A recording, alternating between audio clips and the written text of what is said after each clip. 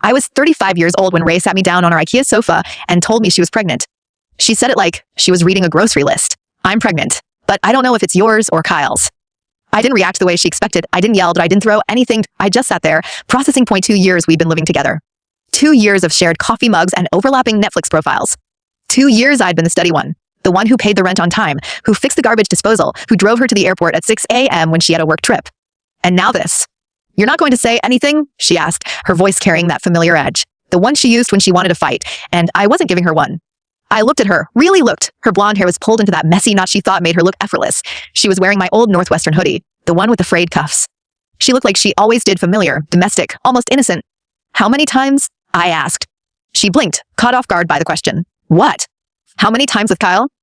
The shift in her eyes told me she'd expected me to focus on the baby, not the betrayal. She opened her mouth, closed it, then tried a different approach. I thought you want to talk about the pregnancy first. This is a huge. How many times, Ray? She exhaled through her nose, the sound of someone who felt put upon by an inconvenient question. I don't know. A few. It didn't mean anything. He's just someone I work with. Okay, I said. I'm going to schedule a DNA test. We'll know after the first trimester. The relief that crossed her face was almost insulting. She thought I was going to play along. She reached for my hand, and I let her take it.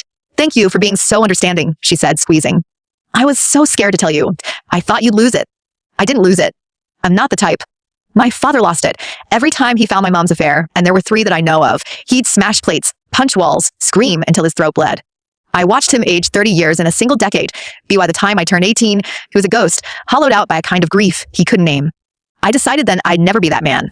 So I didn't yell. I didn't smash anything. I sat there with Ray's hand in mine and made a mental inventory of everything I needed to do. Step 1, confirm paternity. Not for her, not for us. For me. Because if she tried to put my name on a birth certificate, I needed to have the legal proof ready. My lawyer would want that. Step 2, find a new place. I'd already been looking, actually, just casually over the past 2 months. Something had felt off, the way she started hiding her phone screen when I walked into the room. The extra work trips that never seemed to add up. I had the URL for a studio apartment saved on my phone, and IT was small, just a kitchenette and a bedroom, but it was mine. I called the landlord the next morning while Ray was in the shower. The deposit was wired by noon. Step 3, call Kyle. I didn't even know his last name. He was Kyle from the office. The guy whose name came up in her stories too often for my comfort. I found his number in her phone while she was asleep, scrolled through their texts for maybe 2 minutes. That was all I needed, and saved his contact under a fake name. I texted him the next day. Need to talk. My place, Thursday, 7 p.m. Don't tell Ray. I didn't know if he'd show, but he did. Kyle was younger, maybe 28, with a jawline that looked like it had been assembled in a lab, and the kind of nervous energy that came from being caught doing something he knew was wrong. He stood in my living room like he expected me to hit him. I'm not going to hurt you, I said. Sit down. He sat. I know about you and Ray. She told me she's pregnant. She doesn't know who the father is. He winced at that. Yeah, she told me the same thing. That she was keeping her options open, I guess. How many times?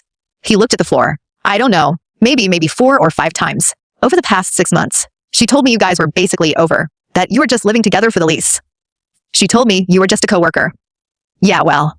He rubbed the back of his neck. She told me a lot of things. That was when I noticed the ring. Gold band. Simple. With a small diamond. You're married.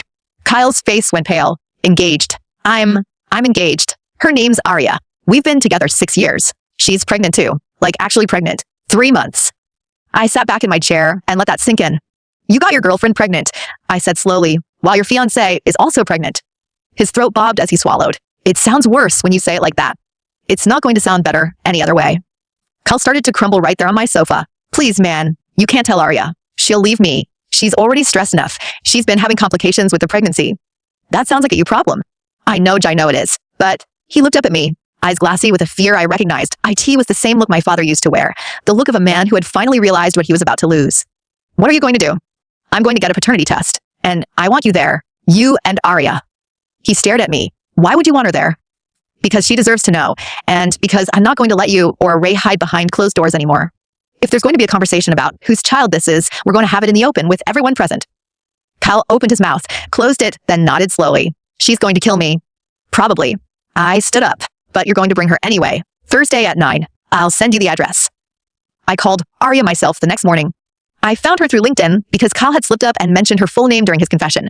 She was a project manager at a marketing firm in the city. Professional headshot, clean lines, the kind of woman who looked like she had her life organized in color-coded folders. She picked up on the second ring. Who is this?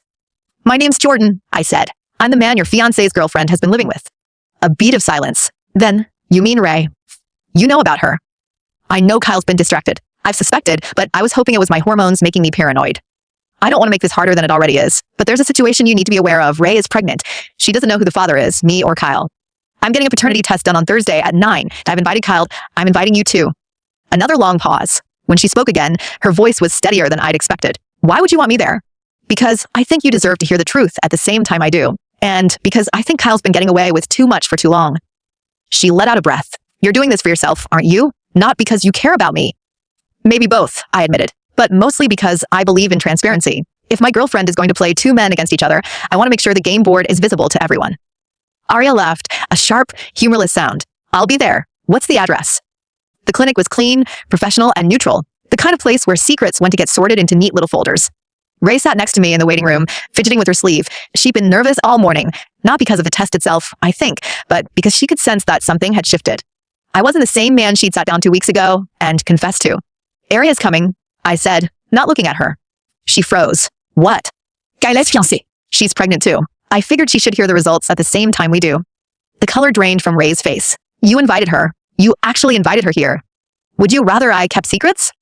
She opened her mouth, closed it, and said nothing. For the first time since I'd known her, she seemed genuinely at a loss for words. Kyle arrived looking like he hadn't slept in 3 days. He was sweating through his button-up, and his eyes kept darting toward the door like he was calculating his exit strategy. Behind him, Arya walked in with the kind of controlled composure that comes from years of practicing a calm you don't actually feel. She was beautiful, but she had a hardness to her, that guarded alertness of someone who's been burned before. Jordan, she said, extending a hand. Thank you for the invitation. Thank you for coming. Ray stared at Arya like she'd seen a ghost, and maybe she had, the ghost of consequences she'd tried to outrun. Arya settled into the chair opposite us, one hand resting protectively over her belly. I hope you don't mind if I record this conversation. I want to make sure there's no confusion later. Kyle made a strangled noise, but she silenced him with a look. The nurse called us back, for vials of blood, one for each of us. The lab tech explained the process. Chain of custody, confidentiality, results in 5 to 7 business days. Actually, I said, I've arranged for an expedited analysis. We'll have the results today. Ray's head snapped toward me. What? I don't want to wait. I looked at her, then at Kyle, then at Arya. This has been going on long enough. We all deserve to know now. The lab tech hesitated, then nodded. The results will be ready in about 4 hours. We sat in the waiting room like some awful game show contestants. Ray was trying to whisper to me, why would you do this? Why would you bring her here? You're humiliating me. But I just pulled out my phone and scrolled through emails like I was waiting for a flight. Arya was doing the same, but she was watching. Watching Ray, watching Kyle, watching the door. At exactly 12:47 p.m., the doctor came out. The 4 of us stood. Ray grabbed my arm. Kyle looked like he might be sick. Arya stood with her hands clasped in front of her, perfectly still. The doctor, a quiet woman in her 50s with a neutral expression, held up the file. Mr. Ellison? Here. Ms. Edwards. Ray nodded. Mr. Marsh? Kyle raised a trembling hand.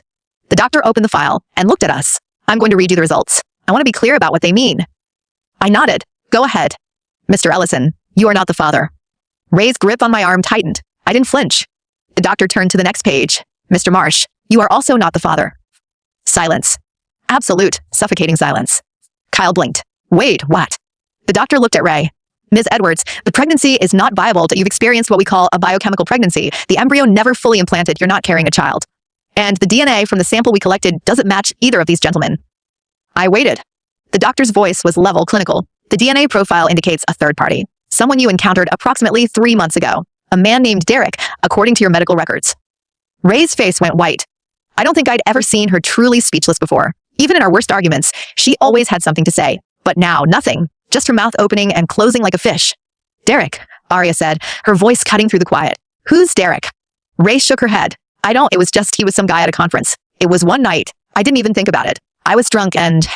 One night, I repeated. 1 night plus 4 or 5 nights with Kyle. Plus 2 years with me. When exactly were you planning to tell me about the conference guy?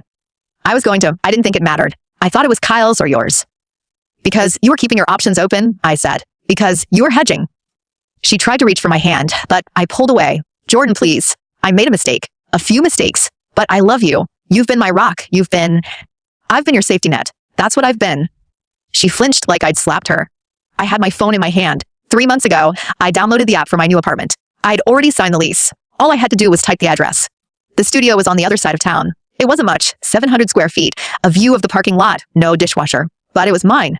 I looked at Ray one more time, pale, broken, trying to compose a sentence that could make this better. How long have you been planning this? She asked, her voice small. About a month and a half. You knew? Before I told you about the baby, you knew something was off. I didn't know for sure, but I knew enough to prepare. She stared at me like I was a stranger. You've been waiting. The whole time. You've been playing along while you got your affairs in order. I've been protecting myself. There's a difference. The doctor quietly excused herself. Arya stood up, too, and looked at Kyle with an expression that made him shrink back in his chair. You, she said, are going to come with me. We're going to have a conversation. And then you're going to find a therapist, a licensed, expensive therapist, and you're going to do whatever they tell you to do, that if you want me to still be here when you get home, you'll agree to that. Kyle nodded frantically. Yes, anything. Whatever you want. Good. She turned to me. Jordan, I don't know you, but I respect you. I hope your new place treats you better than she did. Thanks, I said. I hope your baby inherits your spine. For the first time, Arya smiled. A real smile. Unguarded, genuine. I think it will. By 4 p.m., I was in the new apartment. The movers had come while I was at the clinic. I'd hired them weeks ago. They'd left my boxes in the corner, all labeled in my own handwriting. Bedroom, kitchen, books. I didn't feel sad. I felt nothing. Not emptiness. Just a strange, settling quiet. The kind of quiet that came after a long storm. I opened one of the boxes and found my coffee mug, the one from Northwestern, with a faded Wildcat logo. I set it on the counter. The apartment had a small balcony. I stood out there for a while, watching the highway traffic blur past in orange and red streaks. Somewhere in another part of the city, Ray was facing the fallout of everything she'd tried to hide. Kyle was negotiating with a therapist. Arya was probably packing his bags or making a list of demands. And me? I was free. I pulled out my phone and deleted my social media apps. I didn't need to know what anyone was saying about me. I didn't need to watch Ray spin a new narrative. I knew the truth. That was enough. 3 hours later, my phone buzzed. Unknown number. I picked up anyway. Jordan. It was Arya's voice. She sounded tired but steady. Hey. I just wanted to say, I went through his phone. There was a whole group chat of guys from his office. They were bragging about what they did with Ray. There were at least 3 others besides you and him. I sat down on the edge of my mattress, still bare, still waiting for sheets. 3 more. Yeah, she told each of them something different. With Derek, she said she'd leave the city and move to him. With Kyle, she said she was waiting for the lease to end. With one of the others, a guy named Trevor, she said she was hoping he'd marry her. So, she was running multiple tracks. Parallel operations, Arya said. She didn't commit to any one person because she didn't want to close any doors. You were the backup plan, and apparently, she had 4 backups. I exhaled slowly. I feel like I should be angry. I think that comes later. Right now, I just feel tired, and I'm not even the one who got burned. I smiled a little. You got burned too. Yeah, but I got to see the look on her face when the doctor said neither of these men. That was worth something. We talked for another few minutes about nothing really, whether work, what we were going to eat for dinner, normal human things. By the time we hung up, I felt something shift in my chest. Not hope exactly, but the first hint of something other than numbness. I lay back on my mattress and stared at the ceiling. Tomorrow I get sheets. I'd unpack the books. I'd start living my actual life. But tonight I was just going to rest. The next morning, Ray showed up at my door. She didn't knock. She pounded. By the time I opened it, she was a wreck, red-eyed, sniffling, holding a bag of something she probably thought would win me back. Please, she said. I know I messed up. I know I was awful, but I didn't mean to hurt you. I was just confused. I was scared. You were so stable, and I felt like I wasn't good enough for you. And I thought you thought if you had someone on the side, you'd feel less insecure? She nodded miserably. I know it's stupid. I know it's pathetic. It's not just stupid, I said. It's cruel. You told Kyle I was basically done with you. You told Derek you'd move to him. You told Trevor you'd marry him. You told me you loved me. Which one of those was true? She opened her mouth, closed it, and finally shook her head. I don't know. Neither do I. That's why you need to leave. She started crying in earnest. Please, Jordan, please don't leave me. You did that, I said softly. You left me, long before I walked out that door. I closed it in her face. I locked the deadbolt. I went to the kitchen and made coffee. I picked up my Northwestern mug and drank it in silence, watching the sun climb over the highway. I wasn't angry. I wasn't sad. I was just free. And that was enough. Chapter 2, The Reckoning. 3 weeks later. I was still in the studio apartment, still sleeping on the same mattress, still drinking coffee from the same Northwestern MUG. MY life had shrunk to a manageable size, and I liked IT and drama. No lies, just me and the highway noise. The first week, Ray showed up every night. She'd stand outside the building, sometimes for hours, just staring up at my window. I never went down. The second week, she stopped coming, and I thought maybe she'd finally accepted it. She hadn't. She'd just changed tactics. I got the letter on a Tuesday, hand-delivered, envelope with no return address. Inside was a single page, typed, signed with a shaky cursive. Jordan. Asterisk, I know you don't want to see me. I know I hurt you more than I can ever undo. But I need you to know, I'm getting help. I'm seeing a therapist. I'm trying to understand why I did what I did. It wasn't about you not being enough. IT was about me never believing anyone could really want me. I made you pay for my insecurity, and that's unforgivable. Asterisk.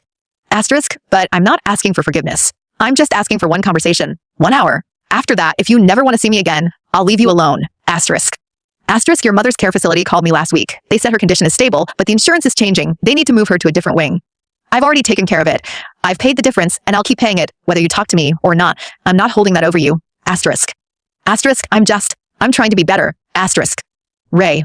I read it 3 times. My mother, I hadn't spoken to her in 6 months. The dementia had gotten worse, and every call left me hollow. Ray had been managing the payments since my father's company collapsed. I'd never asked her to, she'd just done it, and I'd always assumed it was a power play, a leash to keep me tied. But the letter didn't read like a power play. It read like someone who was finally admitting they'd been afraid. I didn't call her, but I didn't throw the letter away either. The next week, I met Maya. She was the new tenant across the hall. I saw her moving boxes into her apartment, struggling with a bookshelf that looked too heavy for her. I helped her carry it up. She offered me coffee, and I said yes because I didn't have anywhere else to be. Maya was 32, a graphic designer, with dark hair and a laugh that filled the hallway. She'd just left a long-term relationship too. Her ex had been emotionally unavailable, she said, and she'd spent 3 years trying to fix him. Men don't fix, she said, stirring her coffee. I learned that. You're either ready to show up or you're not. No amount of good intentions changes that. I didn't tell her my story. Not that night. But I listened and she listened, and by the time I left, I promised to help her hang a shelf the next weekend. It wasn't love. It was something simpler. 2 people who understood what it meant to start over. 2 weeks after that, Kyle called me. I almost didn't pick up. The number was unfamiliar, but it was local, so I answered. Jordan, it's Kyle. I could hear the strain in his voice, the controlled panic. What do you want? Aria left me. She took the baby. Well, she's still pregnant, but she moved out and she's living with her sister. I'm not allowed within 500 feet of her unless it's a scheduled visit with a therapist present. That sounds like a reasonable boundary. She's going to keep the child, but she's filing for full custody. She says I'm not stable. She's making me look like a monster. Kyle, you slept with multiple women while your pregnant fiancé was at home. You're not exactly winning Father of the Year. He was silent for a long moment, then quieter. I know what I did, but it's not all on me. Ray told me you were basically done with her. She said you'd stop touching her, stop talking to her. She made me feel like I was the rescue. Ray lies. You knew that. Yeah, well. He let out a shaky breath. I've been trying to get her to talk to me. The TO explained to Aria that I wasn't the only one, but she won't take my calls. She blocked me on everything. She's treating me like I don't exist. I almost felt sorry for him. Almost. Kyle, she used you, just like she used me and Derek and Trevor. That's what she does. She's not going to save you. You're going to have to save yourself. I can't, he said. I've already lost my job. The office found out about everything. I'm staying at a motel. I don't know what I'm going to do. I didn't have an answer for him. I told him to find a lawyer and hung up. The incident happened on a Thursday. I was walking out of my building, heading to get dinner, when I saw Ray standing by the door. She wasn't crying. She wasn't pleading. She just looked tired. Hollow. Can we talk? She asked. Just here. Right now. No expectations. I stopped. She was wearing a simple sweater, no makeup. Her hair was pulled back. She looked smaller than I remembered. Ray, I read your letter. I appreciate what you did for my mother, but I can't.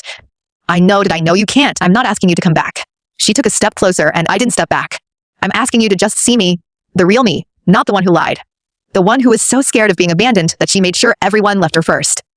I studied her face. There was no act, I thought. No performance. Just a woman who had finally run out of excuses. Okay, I said. I see you. She closed her eyes and a single tear rolled down her cheek. Thank you. Then she turned and walked away. That was when Kyle appeared. I don't know where he came from. Maybe he'd been waiting. Maybe he'd followed her. He came out of the alley beside my building, his face twisted and red, a baseball bat in his hands. You ruined my life, he shouted. You made her leave me. You made Aria hate me. You turned everyone against me. I held up my hands. Kyle, put the bat down. I didn't do anything to you. You made your own choices. I didn't choose this. She said she loved me. She said she was leaving you for me. Then you should be angry at her, not me. But he wasn't listening. He was swinging before I could move. The bat came in my head, and I threw my arm up to block it. The crack was loud enough to hear, and the pain exploded up my shoulder. I went down to one knee. He raised the bat again. And then Ray was there. She threw herself between us, arms out, screaming something I couldn't make out. I saw the bat come down. I saw her absorb the blow, saw her body fold. She didn't scream. She just crumpled.